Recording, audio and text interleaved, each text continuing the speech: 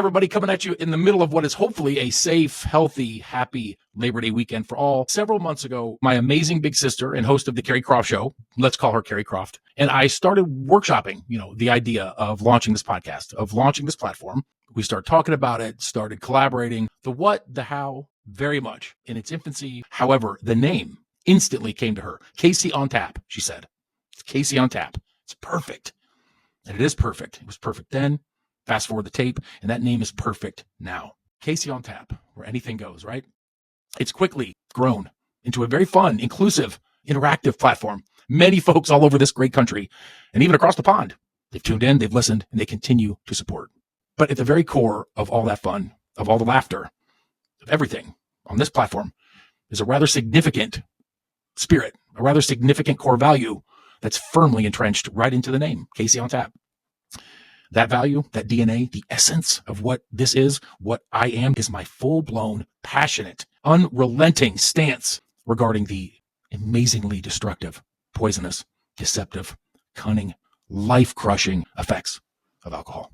3,156 days ago, it'll be 9 years this January, I made the decision to completely eliminate, to divorce, to cut alcohol from my life. Not one single day, my friends, not one of those 3,000 plus days has gone by without an interaction of some kind with another human being about that one single decision that was made.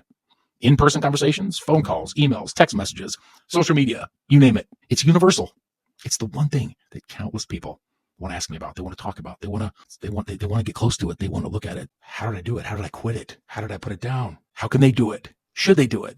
Should their spouse do it? Should their family members do it? Why they should, why they shouldn't, how they feel like it's starting to slip out of control, how they feel like it's completely under control. The list goes on and on and on and on and on.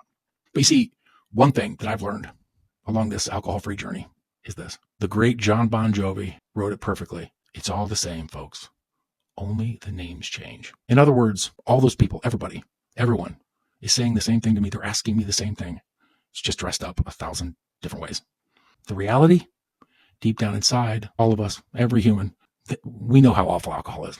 We all feel crappy about our relationship with alcohol. There's so many around you that want to give it up completely.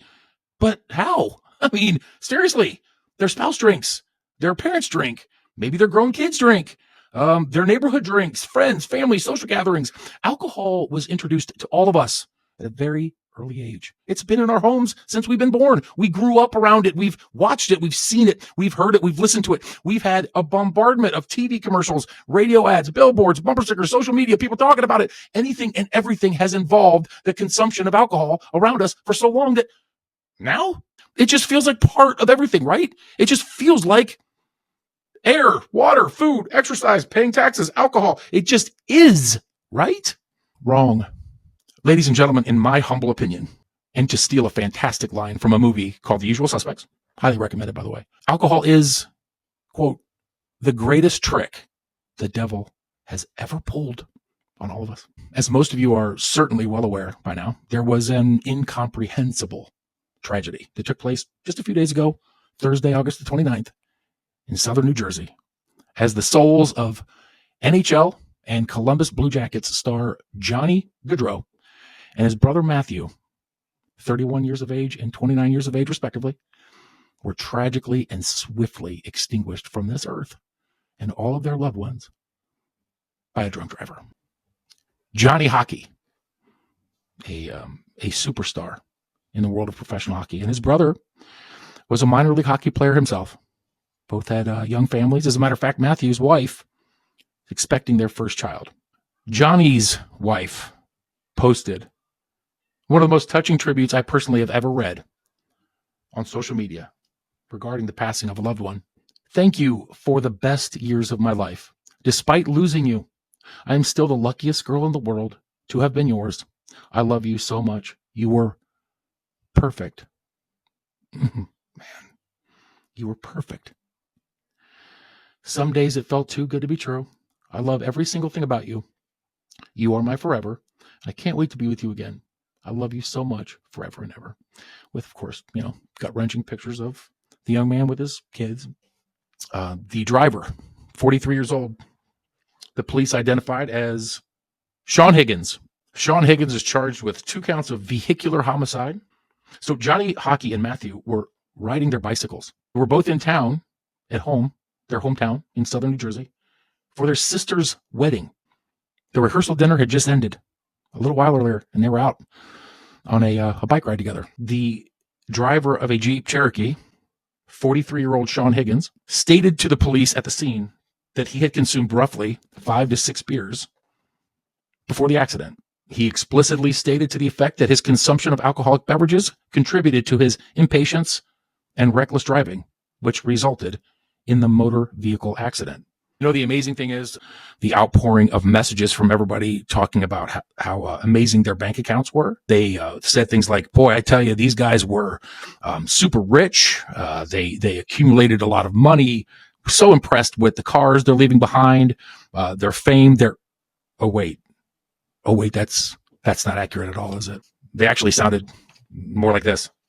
Last night, we lost 2 brothers, 2 husbands, 2 fathers, 2 sons, 2 brothers-in-law, 2 nephews, 2 cousins, 2 family members, 2 teammates, 2 friends, and 2 truly amazing human beings. Other messages include Johnny and Matt were incredible hockey players and students, but more importantly, even more amazing human beings. You get the idea. Something tells me that when you read the news or heard the news, you took pause, you stopped. It is such a horrifying, awful, gut-wrenching human story, which brings me to this microphone and to you. There is one entity, there's one thing, while the rest of us with hearts and souls mourn and wonder and hurt and wish we could take an ounce of pain away from that family, there's one entity laughing its frickin' ass off, joyfully continuing on its way. And that's alcohol. Oh boy. You know, see, the thing about alcohol, it doesn't give a about anything except destroying you, me, and everything around us. It doesn't discriminate. It doesn't care if you're black, white, female, male, 15 years old, or 90 years old. It is merciless, relentless, unwavering. It does not choose sides. It does not give grace. It does not forgive. It does not feel sympathy, and it will snatch everything from you and not miss a beat. This particular example, it doesn't get much more unimaginable than this tragedy that this family and these people are suffering and will continue to suffer. But you see, I will liken this to the example of people drinking in general, where it's, well, that's not going to happen to me. Meaning, well, I don't drink like as much as Casey drank, so I don't really have a problem. True. The odds of your siblings being struck by a vehicle and killed instantly when they're home for a family gathering is highly unlikely.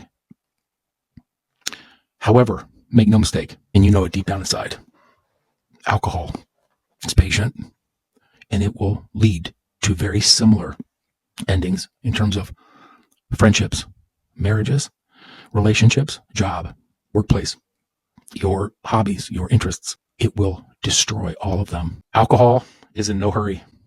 Yeah, sometimes it's the snap of a finger, but more often it's a slow, painful demise. So we see here a great number of human beings right in front of us. This story unfolds, whose lives will forever be altered to the bad.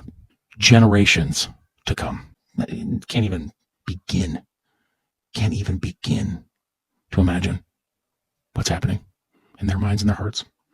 The grief, the hurt, their children, their nieces, their nephews, and then their children's children, their friends, their family, the ripple effect this will have. Why? Because of alcohol. Sean Higgins was driving impaired. His life's done. His family, their kids. The outrage. Let me tell you, the outrage. This, the things that I've heard, this guy. And I get it. I mean, you talk about this is, you want to be villainized? Go have some drinks. and go kill somebody on a bike. Yeah, that'll work. That'll work real quick, which is why I'm here today. It's important to remember how many of you out there have driven and continue to drive after a couple glasses of wine, after a couple of beers. I mean, it's, boy, imagine if you clip somebody on that bike. You know, we didn't. How I'm here right now, not in jail, not dead, how I didn't kill somebody or hurt somebody. I drove around drunk. I think about it now, and it just, I don't know. It's hard to describe. It's gut-wrenching, and it's heartbreaking to think about how often I drove around drunk and how often I woke up not remembering really how I got home and where the food wrappers came from that I was currently passed out on. But I'm here. And recently, interestingly enough, I drive an electric vehicle, and I have for 2 years now. And I've always kind of danced around with the thought of being an Uber driver, for a couple hours during the weekend. You're thinking about people that may need rides, and I'm sober. And could that be helpful? And but I always hesitated. I always thought, no, I'd be kind of weirded out with dangerous, strangers, all this stuff.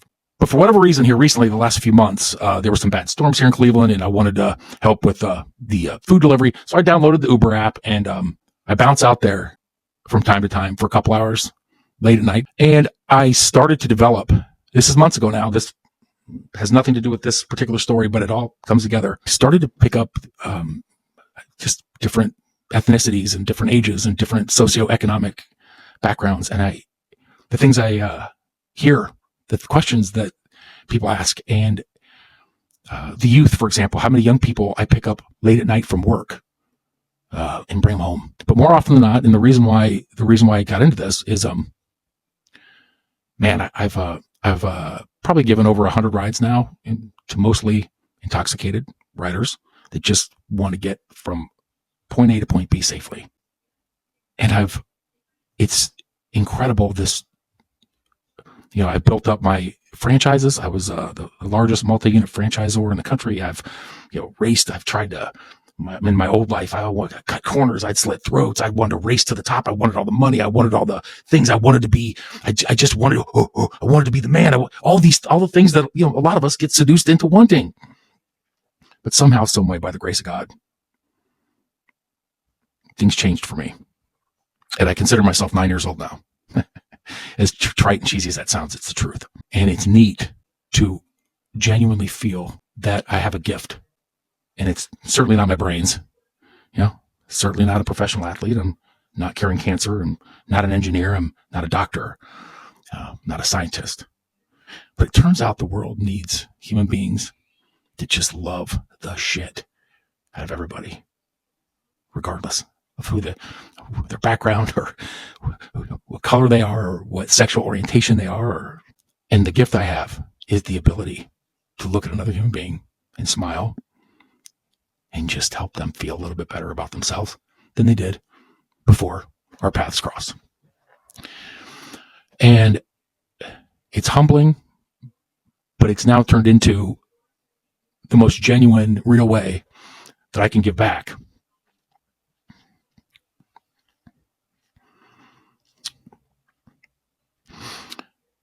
Because I tell, no matter what their age is, ultimately there's usually a conversation, and I say, I want to commend you and let you know how much respect I have that you pressed the Uber button. Because I wouldn't have. And this Sean Higgins didn't. The accessibility, the availability of rides nowadays. How stupid, how dumb. Why wouldn't you? When's the last time you were drunk? Is that how your brain works? Is it that easy? Do I condone it? No. Did I do what this Sean Higgins did a million times? Yes. Instead of condemning and coming down and judging this man, which he'll deal with all that on his own. Instead of that, I in turn become even more grateful that it's not me. And it doesn't have to be you. Oh, Casey. Oh, you're just being dramatic. You're being emotional. I would never. Really? Go back and let's ask Sean Higgins. if he thought he was going to kill two people when he got behind the wheel that night. You don't want to come to me with, oh, I'm fine when I drink. You don't want to come to me or anybody like me with any long-term sobriety with any of these nonsensical things that people say about how, oh, I'm an adult. You can't drink, but I enjoy a glass of wine at night. Oh, because I'm an adult. You can take that and shove it so far up your damn ass. Just stop it. If you saw your kids across the way putting a needle in their arm, ripping lines off the table, dropping some acid, you'd run through a brick wall to stop them. But alcohol, that's not dangerous at all. Come on up, son, have a beer with me. Or, even worse yet, drinking in front of children and telling them not to, as if they can't see you and you're sloppy, incoherent, likely angry, impatient, edgy, irritable self after you've drank. They grew up around it just like you did. Why the hell won't they? Who knows? If 10,000 people hear this podcast, maybe one person. Maybe somehow, some way it clicks with one person who is currently just battling and has been battling. Maybe one person look and go, oh, okay. There it is. There's a face. There's a voice. There's somebody who doesn't drink alcohol. And he's saying it's the most incredible path to live. I'm going to do it. I'm going to take steps. And I'm not going to drink anymore. And hell, I might even give back and go pick some people up and get them home safe.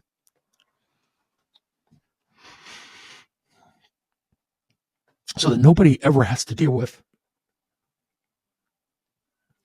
a tragedy to the likes of which are being experienced in southern New Jersey today in the year 2024 because of alcohol. Because of alcohol. All right, so that's it, ladies and gentlemen. That's I just wanted to jump on here and touch on this subject because it's relevant today. It's relevant yesterday, relevant tomorrow. Alcohol is not going anywhere. The choices you make can. The decisions you make can absolutely go in the opposite direction. See, alcohol is helpless without you. That's the secret. Putting alcohol down, eliminating alcohol from your life is 100% genuine liberation and freedom of your mind, your heart, and your soul. I hope these words somehow, some way, land on the hearts and minds of someone who needs it. Please, if you have any stories to share, sobriety stories, stories of hope, light, understanding when it comes to walking away from alcohol and the great things that come with it, please email them to Casey at CaseyOnTap.com or visit CaseyOnTap.com. I will read them. I will embrace them. Hell, as a matter of fact, what I'm going to do is these paintings behind me.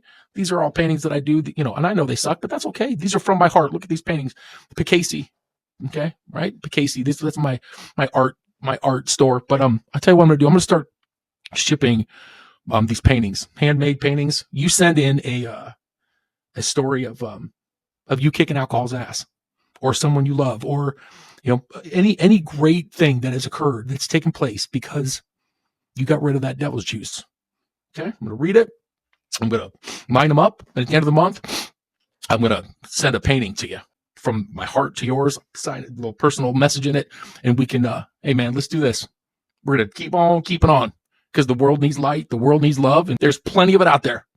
Okay. You just got to step up, get yourself a microphone and not be afraid to cry and melt down in front of God knows how many. Just let people know that it's okay to love. It's okay to feel. It's okay to be vulnerable. And it's okay to say, you know what? It's been 40 some years. I think I'm done. I think I'm done with booze. I think I'm going to be reborn and see what the rest of this life has to offer. All right, everybody. Until next time, God bless you. God bless this family and anybody else out there that's been touched or hurt. Amen. Casey on Tap. We're here. We'll always be here. Take care. Until next time. Peace and love. Bye-bye.